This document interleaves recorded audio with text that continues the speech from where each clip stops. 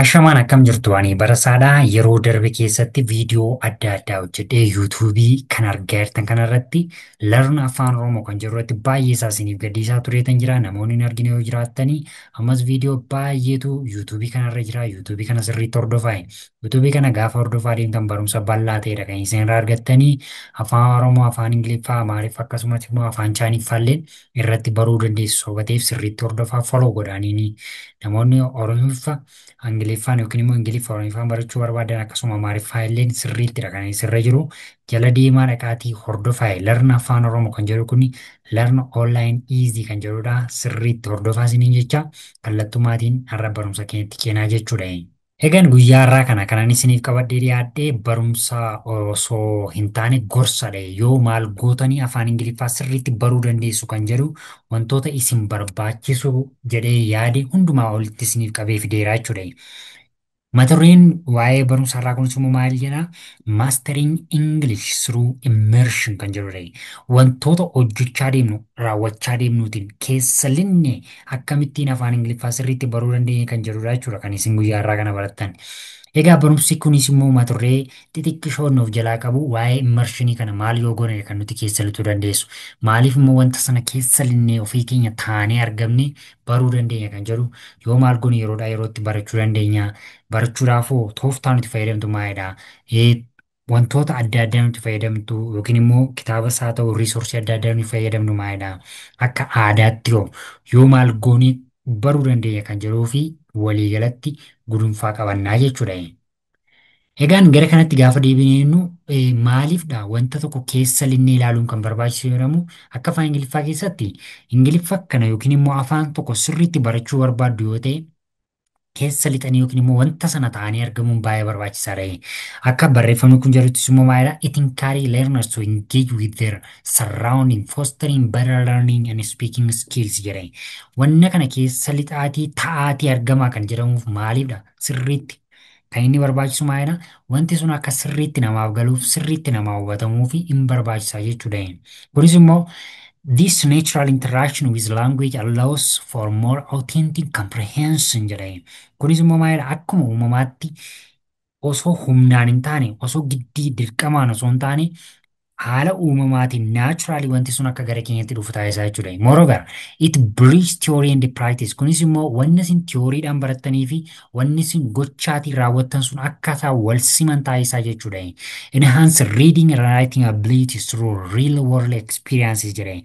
Kunis immoo dandeettii dubbisuu keessaniif dandeettii barreessuu keessanii wanna qabatamaan jiru addunyaa kanarratti raawwatu ta'e tokkootiin taatee dhugaa irratti hundooftanii akka barachuu dandeessan hubachuu dandeessaniif isin gargaara yookiin immoo akka ceesumsaa yookiin immoo akka ce'umsaatti isiniif ta'a jechuudha. Dildila ta'eetu yookiin immoo nooraa ta'eetu isin fayyadaa jechuudha.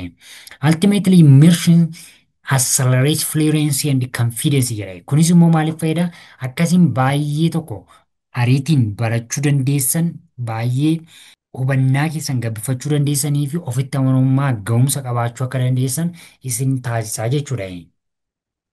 Egaa warroota kana immoo yoo maal goonedha guyyaadhaa guyyaatti kan nuti shaakaluu dandeenyu jalqaba irratti akkuma argaa jirtanii listening activities jedhani dhaggeeffachuu kana bal'isuu qabdu dhaggeeffadhaa.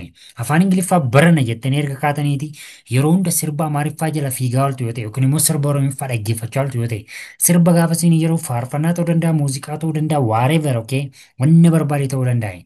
Garuu dhaggeeffadhaa. Kan isin dhaggeeffachuu barbaadan Ingiliffa barbaadu taanaan Ingiliffuma qofaa dhaggeeffadhaa wanna barbaade maaf hin ta'in. Reediyoo ta'uu danda'a, muuziqaa ta'uu danda'a, barreeffamoota kitaabota sagaleedhaan dhiyaatan ta'uu danda'a, wanta fedhe maaf hin ta'in.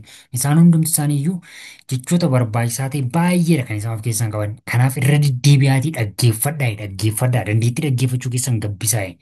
Kan biraa immoo dandeettii dubbachuu keessan illee gabbisaa deemaa. Gaafa dandeettii dubbachuu keessanii gabbisaa deemtan, gaafa dandeettii dubbachuudhaaf qabdan kana cimsaa deemtanii haasaa namoota wajjiniin qabaachaa deemtu jechuudha. Yeroo kana immoo ofitti amanamummaa keessan dabalaa jira. Dandeettiin keessanis akkuma kana dabalaa deemaa jechuudha. Inni kan biraan tooftaa nuni wanna kana sirriitti hubachuudhaaf itti fayyadamnu maal fayyada yoo jettani yoo dubbisuudha ta'e Yoo dubbisuudha ta'e jechoota barbaachisan yookiin immoo barreeffama dubbistan sana keessatti vookaabilarii isin barbaachisan hundumaa adda baasaati ilaalaa deemaa. San booda kunis immoo maal godhaa akka isin afaan sana sirriitti hubachuu dandeessaniif isin fayyadaa jechuudha. Dandeettii barreessuudha taanaan immoo barreeffamoota adda addaa joornaalii ta'uu danda'a, waan onlaayinii irratti argitan feesbuukii irratti, yuutuubii, guugilii irratti argitan ta'uu danda'a. Isaan kanalleen barreessuu shaakalaa barreeffamoota adda addaatiin gadhiisuu shaakalaa namoota barreeffama ingiliffaatiin waa erguu shaakalaa barreeffama ingiliffaatiin namaaf waa erguu gaafa shaakalaa deemtan dandeettiin keessan gabbataa deemaa jechuudha. Egaa tuulsii yookiin immoo maateriyaaliin nu barbaachisa wantoonni nu barbaachisan maal fa'idha yoo jettan sa'aatiin ammaa kun sa'aatii tekinooloojiiti. Sa'aatii tekinooloojii argateetii kompiitara laaptooppii moobaayilii maal televezyiinii wanna baay'eetu jira akkuma beektanii. Kanaaf appilikeeshinii adda addaa fayyadamuu dandeessu jechuudha. Appilikeeshinii isin fayyadamtanis immoo akkuma argaa jirtan jalqaba irratti dooliingoo kan jedhu kana fayyadamuu dandeessu yookiin immoo helotook kan jedhu faalleen daawunlood gootanii fayyadamuu dandeessu. BBC Learning English kan jedhu piroogiraamii weebsaayitiin isaanii jira, reediyoon isaanii jira. Warroota akkasii kana ingiliffa qulqulluudha kan inni irratti darbu sana dhaggeeffachuu dandeessu jechuudha. Yookiin immoo taandeem kan jedhu kunillee appilikeeshiniidhaan sirriitti fayyadamuu dandeessu. Roozetaa Stoon kan jedhu kun sooftiweeriidha. Sooftiweerii kana barbaadan daawunlood gochuu dandeessu yookiin immoo dhiisuu dandeessu. Inni kan biraan immoo hundumaa walitti yuutuubiin gosa garaa garaatu jira. Chaanaalii baay'eetu jira. Yuutuuboota ingiliffa barsiisan sana sirriitti hordofaaniini. Ani yuutuubii kiyya kana hordofuun dhiisinaa jedha. Akkuma isinitti himu yuutuubii namoonni biraa ingiliffa sirriitti faranjoonni barsiisan illee warri biyya alaa barsiisan sanallee sirriitti hordofaa deemtan hubachuu dandeessu isiniif galaa deemaa jechuudha. Egaa kuni maateriiyaalii maal fayyadamuu dandeenya kan jedhu kan keessatti ilaaltan yeroo ta'utti kanatti aansee barumsa irraa ani gorsa gabaabaa isiniif qabadee dhufe kuni kana fakkaataa jechuudha. Tooftaawwan armaan ol kana caqasii hunduma isaa sirriitti hordofaaniini yoo namoonni dhuunfaadhaan na dubbisuu barbaadan illee lakkoofsa bilbilaa jala kanatti barraa'ee jiru naaf bilbilaa yeroo kamittii iyyuu rakkoo tokko hin qabu. Ani namoota dhimmaaf naaf bilbila hunduma isaanii nan keessummeessa. Namoota haasaaf bilbilan garuu hojiidha.